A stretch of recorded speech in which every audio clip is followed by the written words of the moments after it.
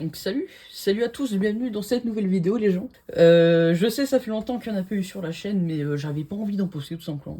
J'ai pas eu le temps, j'ai été fatigué, j'ai fait d'autres trucs à côté, donc j'avais pas spécialement envie de poster des vidéos. J'ai pas eu le temps de regarder beaucoup de films non plus cette semaine, bref, j'étais un peu occupé. Et voilà, j'avais un peu la flemme de poster des vidéos, mais voilà. Nouvelle vidéo aujourd'hui les gens, donc on se retrouve cette fois du coup pour, comme vous pouvez le voir, la liste de Schindler en 4K plus Blu-ray Steelbook Collector. Donc ce Steelbook est donc sorti en même temps que la dernière vidéo que j'ai faite justement avec du coup sur Scarface. Ce Steelbook il est sorti en même temps que Scarface. Voilà, du coup pour le 30e anniversaire de la liste de Schindler, du coup, parce que du coup il est sorti en 93. Voilà, de Steven Spielberg. Bon, c'est connu, moi j'ai pas encore vu le film, mais voilà, grâce à ce Steelbook je vais pouvoir le regarder justement. Alors il me semble qu'il est sur Netflix, si j'ai pas de conneries, j'ai pas vérifié. Bon, déjà la première chose qu'on remarque, c'est qu'il est proposé à un prix de 25€, qui est, je trouve, comme Scarface, je crois que j'en ai pas parlé dans mes vidéos Scarface du prix, mais je trouve que c'est plutôt raisonnable pour ce genre de produit. C'est ni trop cher ni pas assez. Moi je trouve ça ok, on va dire. Pour du neuf en tout cas, je trouve ça ok. Voilà. Si c'était 30, ce serait un peu trop cher. Voilà. Mais 25 pour moi c'est la limite, voilà. Donc je considère que c'est ok tiers. Voilà. Donc on va se le déballer. Avant toute chose, on va regarder du coup les caractéristiques. Au niveau de l'audio, on voit pour la version originale, donc anglais, pour le 4K c'est du Dolby Atmos, et pour le français et toutes les autres langues, c'est du Digital Surround 5.1, et pour le Blu-ray c'est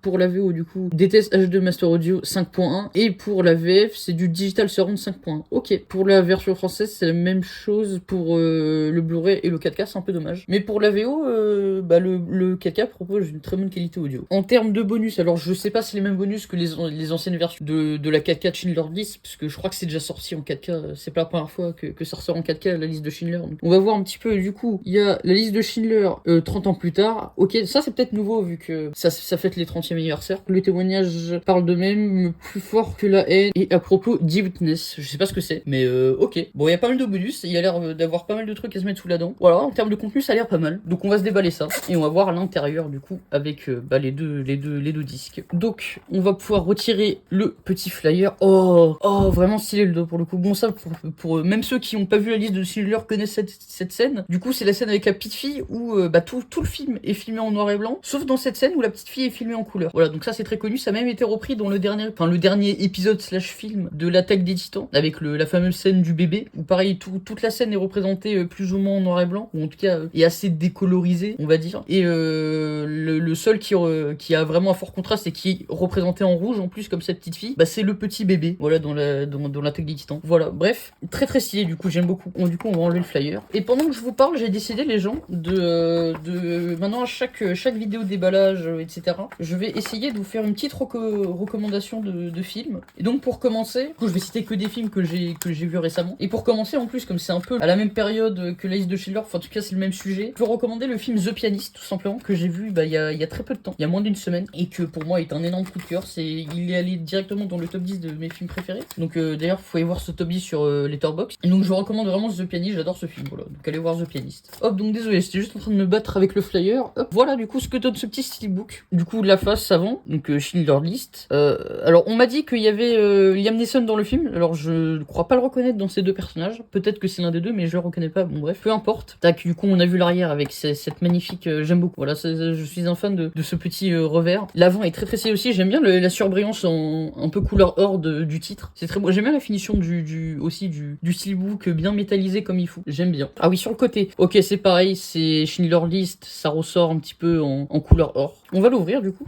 Tac. Ok, donc t'as carrément un troisième disque pour les bonus, d'accord. Bon, on va enlever les disques, du coup là c'est les bonus, là c'est le 4K, et là il y a le Blu-ray du film, donc on va retirer les disques. Donc voilà, je disais, regardez The Pianist, c'est un excellent film, j'aime beaucoup. Alors je sais qu'il y a beaucoup de controverses autour du réalisateur, mais voilà, si vous êtes comme moi et que vous en foutez un peu dans le sens où vous voulez juste regarder un bon film, regardez The Pianist. En plus récemment il est ressorti en 4K, c'est pour ça que j'ai pu le regarder. Donc voilà, les 3 disques ont été retirés, hop, et donc qu'est-ce que ça montre? Ça montre du coup, alors je sais pas quoi ça a fait référence dans le film vu que je l'ai pas vu encore une fois, mais ok, plein de petites photos. Alors je pense savoir du coup ce que c'est, ça doit être les fameuses personnes de la liste de Schindler. Si ça se trouve je dis une énorme bêtise, mais du coup c'est plutôt stylé, j'aime bien. Je vais tout remettre à sa place et on va conclure du coup ensemble. Dernier petit truc que j'ai à faire comme remarque sur ce petit steelbook, c'est que j'aime bien le fait qu'ils aient mis des belles petites illustrations sur les disques, parce que c'est vrai qu'il y a certains steelbooks ou certains Blu-ray 4K, bref peu importe, où ils mettent pas d'image sur les disques. Notamment il me semble que sur celui de l'Exorciste qu'on a fait, il y avait un des disques où il y avait pas d'image, ou même tous, je sais plus. Et du coup,